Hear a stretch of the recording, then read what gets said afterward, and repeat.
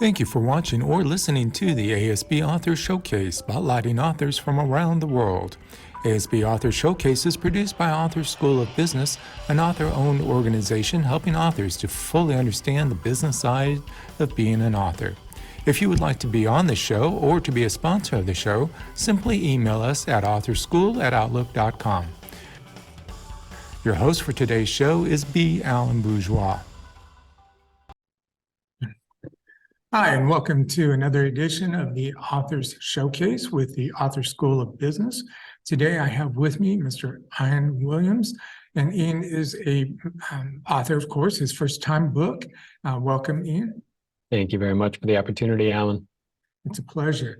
So let's start with the basics. What got you into writing? Because clearly that's not your background, but you were motivated for some reason to write this. So what motivated you? Yeah, I think there's a couple things. One, I really enjoy the process of writing. I've used journaling for years as a means of processing through my own stuff internally, and just as a kind of a creative outlet as well. But I think really where the book origins came from were other people planting seeds, asking me, where did you learn that about yourself? Where did you come across that information?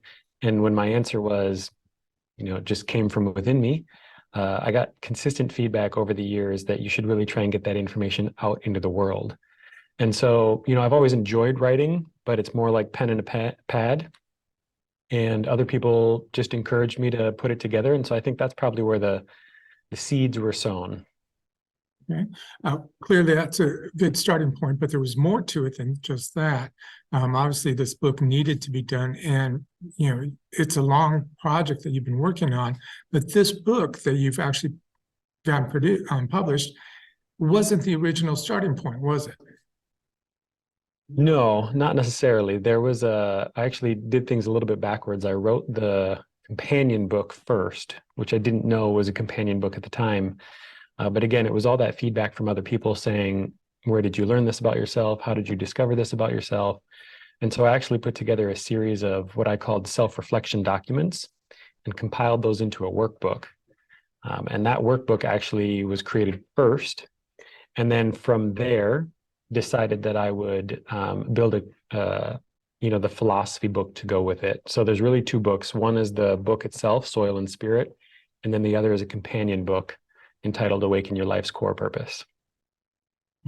And in reference to the fact of the book and its title, Soil and Spirit, there's actually 4 parts to it, which you like to call the landscape. So let's go ahead and just dig into what those landscapes are and why they are important to the book. Yeah, so there's 4 primary landscapes in the book: internal, social, external, and spiritual.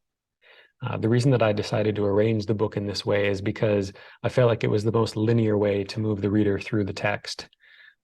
It's a big idea book, and there's a lot of meaty stuff to process through. At the same time, I wanted to make it as accessible as possible for the individual and collective. So the idea is the reader has essentially the quintessential, the ripple of a stone dropped in a pond metaphor. We're starting inward in the internal landscape, and we dive into that first, develop tools, resources, skills, and then we move to the social landscape. How does the individual impact other people around them?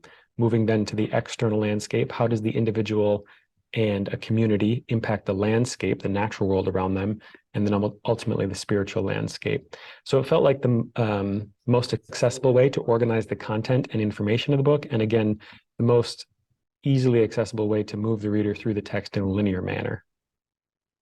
Okay. This clearly is not just about the soil, but it is a spiritual book. And so what motivated you to start that process, of choosing to go inside spiritually? It was really, I guess, a couple things, depending on how deep we want to go. Long-term depression and anxiety that had manifested in a number of different ways. One of those ways was substance use. So after about 12 years of substance use, I decided, I really need to figure this out. And I don't want to continue to use substances anymore. But in order to stop using, I need to address my depression and anxiety, that underlying. So that's really where it began, because I knew if I was going to be successful in that journey, I needed to learn more about myself and develop some tools and skill sets along the way that would allow me to cope emotionally without the use of substances. And so that was really kind of the inception from a personal journey. And then the reason that Soil and Spirit came about was because one of the ways that I worked through all of that emotional turmoil was through mindfulness-based practices. So a deep dive for the last decade on yoga, qigong, tai chi, meditation, martial arts. And so that's really kind of where the spirit side of the book comes in. But the other thing that happened concurrently with that journey was, kind of an environmental awakening, recognizing that if I'm taking care of myself, I'm going to have more to offer the world around me. And at that time, one thing that I was learning about and doing another deep dive on was environmentalism and climate change. And so Soil and Spirit is really meant to be not only a metaphor for the spiritual landscape, right? This idea that there's a foundation for spirituality, there's a soil to it.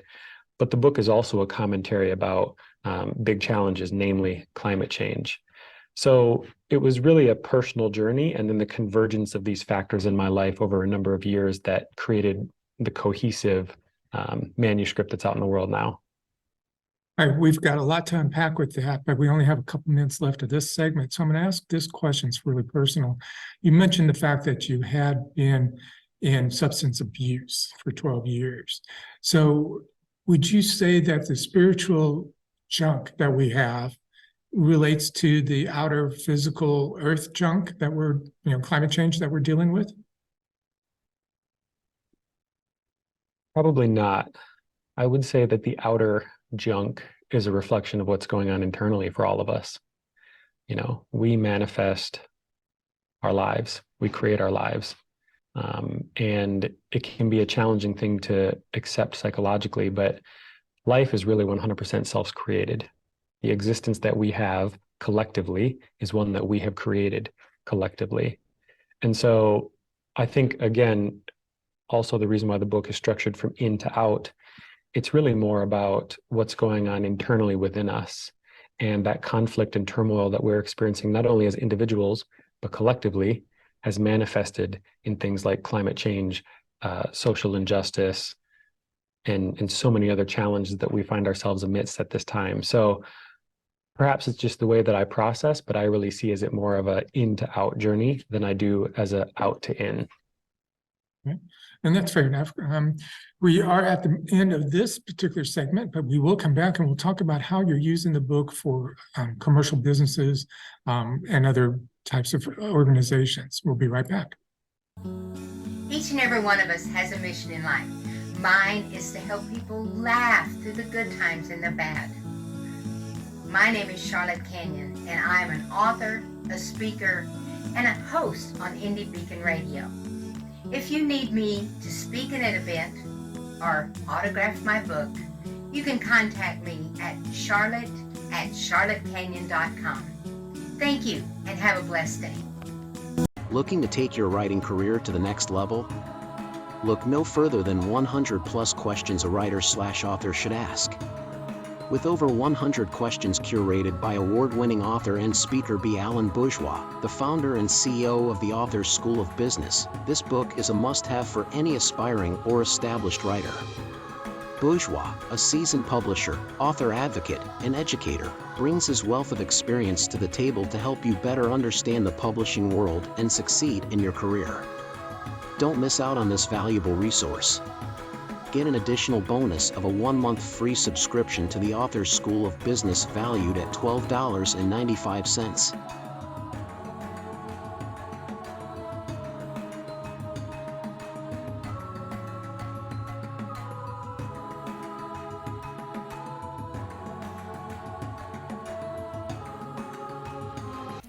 Mary Ann Fairmouth is a career consultant with 30 years experience in the national recruiting world, a multi-award-winning author in multi-genres, and a speaker that gives presentations to help you succeed.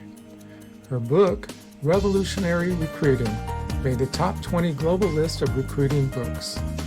Find her on Amazon, your favorite bookstore, or at fairmouth.com.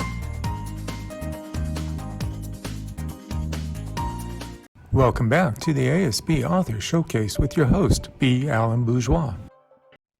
And welcome back. This is your host, B. Alan Bourgeois. We are at the ASB's Authors Showcase with Ian Williams, who's talking about his book, Soil and Spirit. You cover the four aspects, the landscapes as you've called them and stuff. So how are you applying that to your consulting business and working with businesses?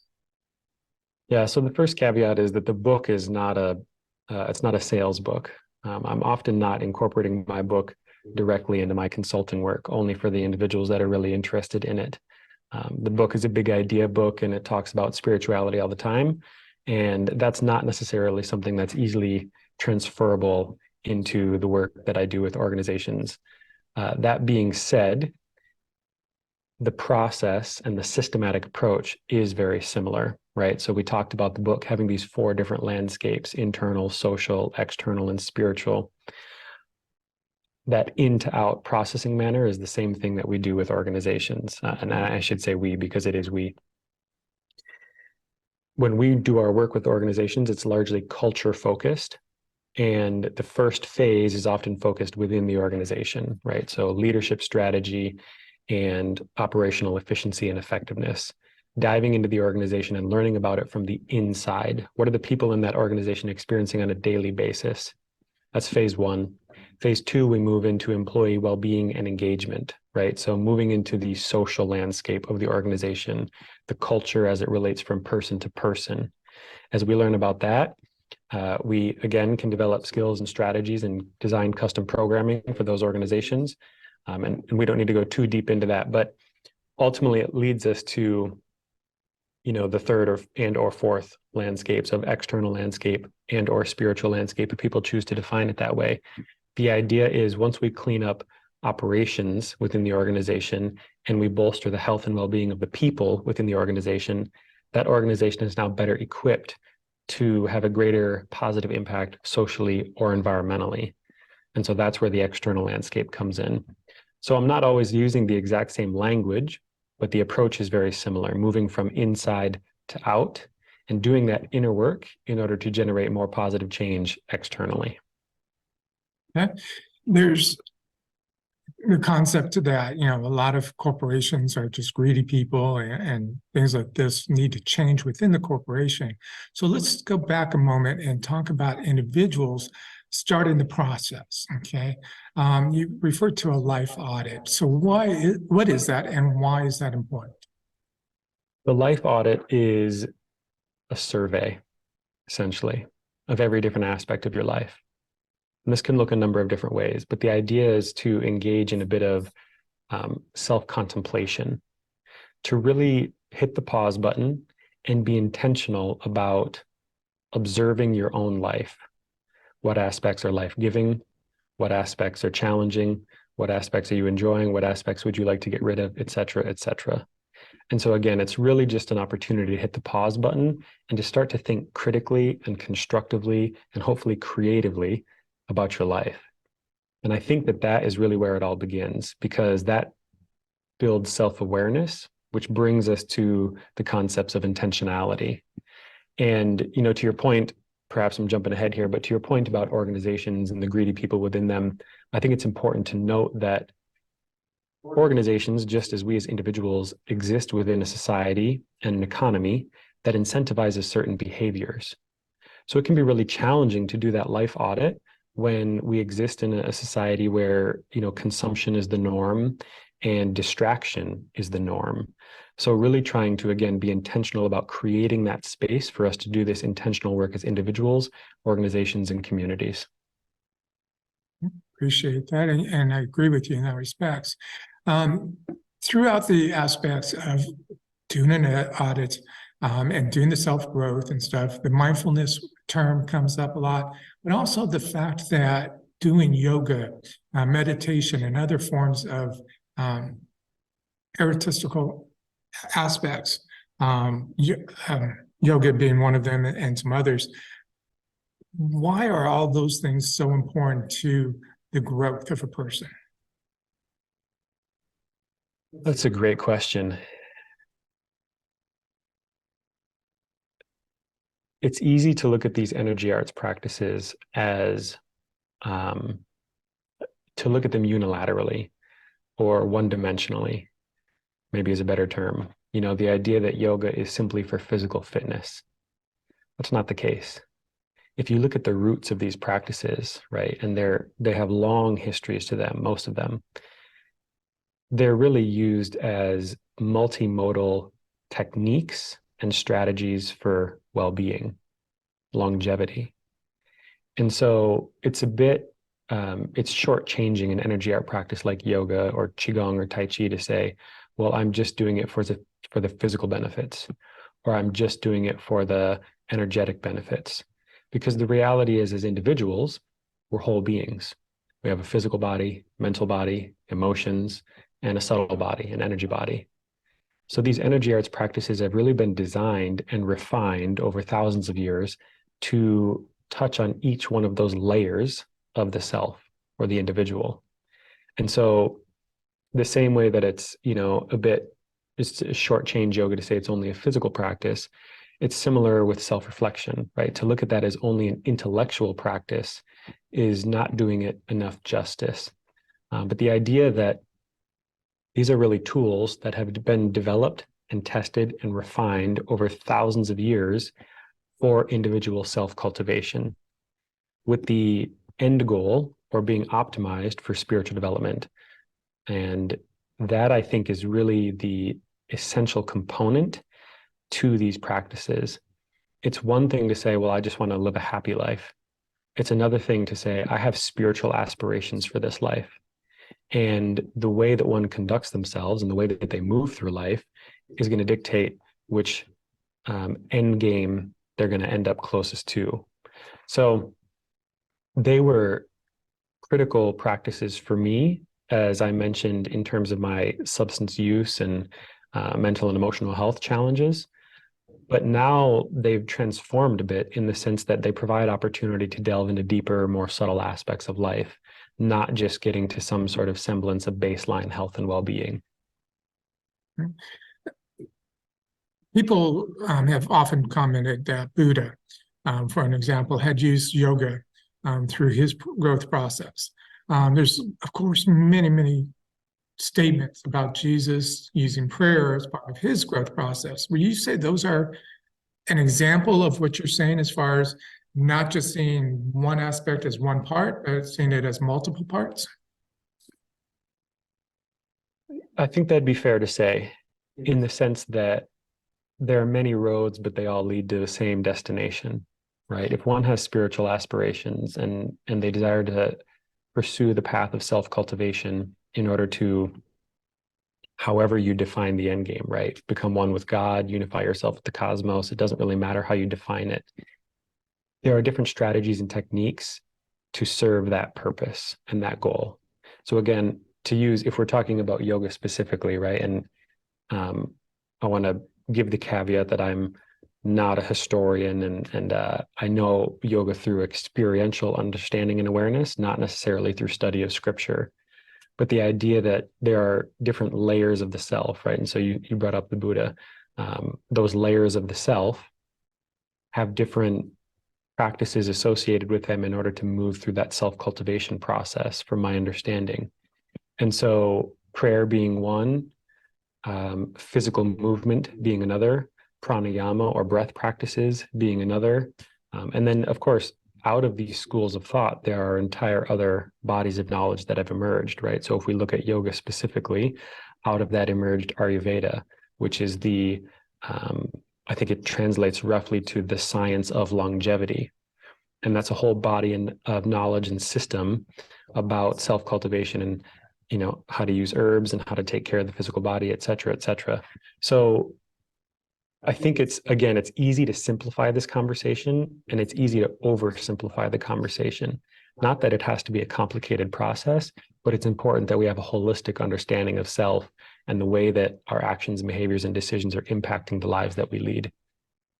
And that is definitely something that we on the show cannot do because we don't have the time, but your book will. And it actually leads to the next segment that we're going to be doing in just a second here about the workbook. So with that, we're going to pause, let the sponsors do their thing, and we'll be right back.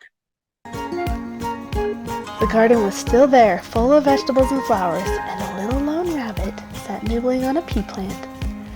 Coney picked, chopped, and cooked some cabbage. Chop, chop, chop. And Coda picked 2 carrots and cut them into pieces. I'm so happy to have a new friend. The end. Wasn't that fun? Yeah!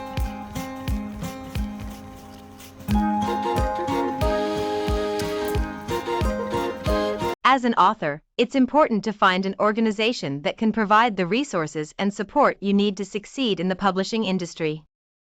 The Authors School of Business, ASB, is a well-respected organization that has been helping authors learn how to market and sell themselves and their books since 2011. Here are a few reasons why you should consider joining ASB instead of another organization. 1. Expertise and experience. 2. Comprehensive education. 3. Customized learning options. 4. Community and networking. 5. Cost-effective and flexible membership options. ASB is an excellent choice for authors who want to succeed in the publishing industry. By joining ASB, you can benefit from the organization's expertise and experience, receive comprehensive education, customize your learning experience, connect with a supportive community, and enjoy flexible and cost-effective membership options. Welcome back to the ASB Author Showcase with your host, B. Alan Bourgeois. Howdy, and welcome back to the ASB's Author Showcase. I have Ian Williams with me, and we've been talking about his book, Soul and Spirit. But we're also going to jump into a workbook. And so with that, you actually started this process by creating the workbook, or what you thought was going to be a workbook. So tell me how that process changed things, and then also what you're planning on doing with the second book. Mm-hmm. So the workbook had been, I was slowly putting together those self-reflection documents over a number of years. And when the lockdown happened in March of 2020, the beginning of COVID for us in the Midwest, I was thrust into that open space of abyss the same way that everybody else was. And for whatever reason, the weekend that the lockdown started, I was actually away on a work weekend. And so with the intention of putting that workbook together to kind of compile this into a single cohesive body of work. And so as I did that, it was an opportunity to think critically about how would we move an individual through an intellectual self-reflection process with the goal of getting them to some sort of experiential understanding of self, right? A deeper understanding of self through awareness. So that's really what the self-reflection workbook is about.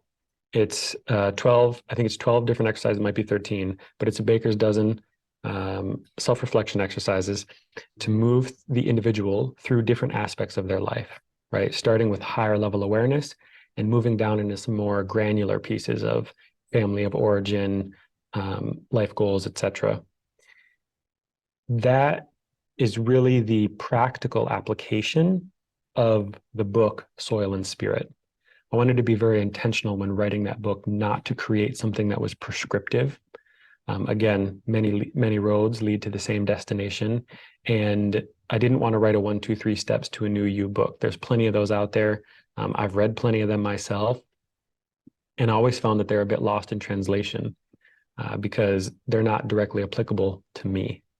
So Soil and Spirit is really the philosophy of the work. And then the Awaken Your Life's Core Purpose guidebook is really the practical application. Even though I created the workbook first, I spent 2.5 years writing the book.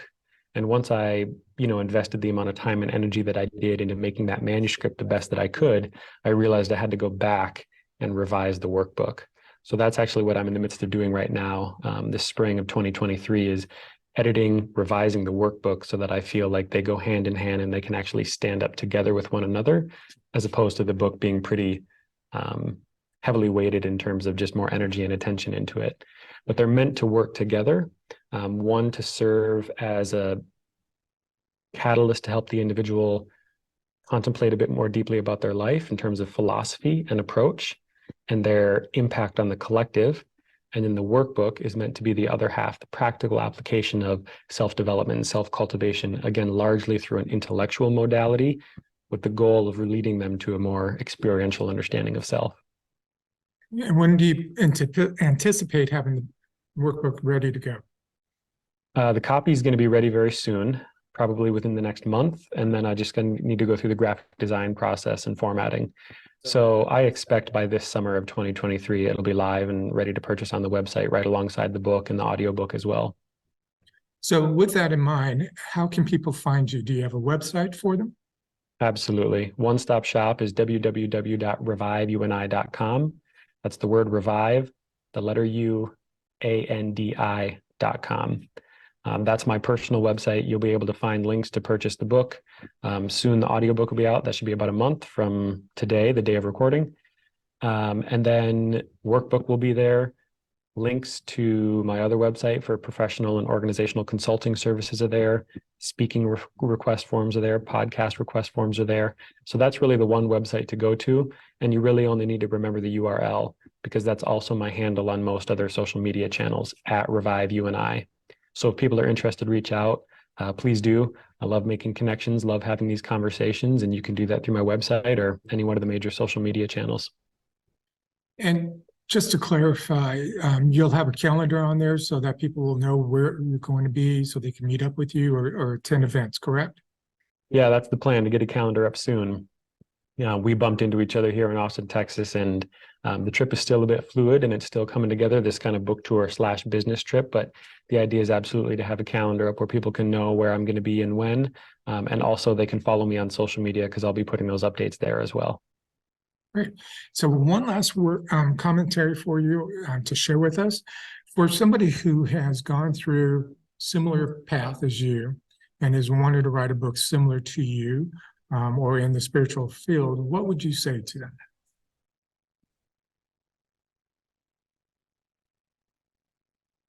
I think I would encourage them to, as they're putting the manuscript together, think about how the creation of the manuscript is impacting them spiritually. Because that relationship, right, when an author is in relationship with their manuscript, the author is changing the manuscript, but the manuscript is also changing the author. And I wasn't necessarily fully aware of that or anticipating that when I started writing the book. I thought I'll just sit down, I'll crank it out, I'll send it through a couple of rounds of editing and it'll be done. Right. And then, of course, 2.5 years later, the saga continues. And the publishing date is not the finish line, right? It's just the beginning of the next race. But had I known that earlier on, I think I would have been a little bit more receptive with the manuscript a little bit earlier on. I might have been able to shorten that 2.5 years a little bit. I certainly have no regrets, and I love the work that I put out into the world. I'm very proud of it. That being said, it wasn't until I really reached those final stages, the couple of weeks before publication, where I realized this book has really changed me. And I haven't spent a lot of time thinking about how that's happened. And so that was part of my celebratory process with the publishing date, was, sitting down again with my journal and thinking about what have I learned through this process.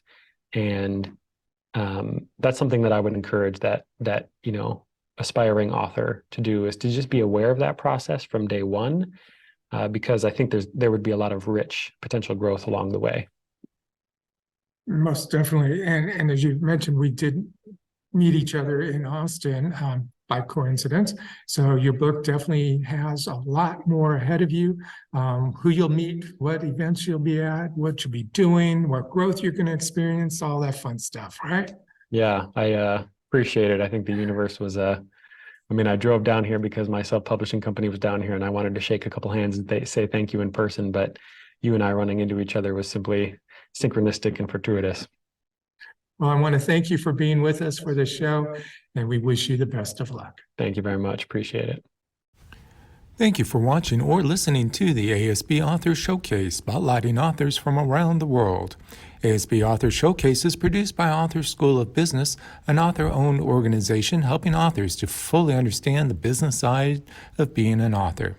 If you would like to be on the show or to be a sponsor of the show, simply email us at authorschool@outlook.com. Thank you to Happy Follows for creating the music, Frolic of Words, for the ASB Author Showcase. You can find his music on all major platforms,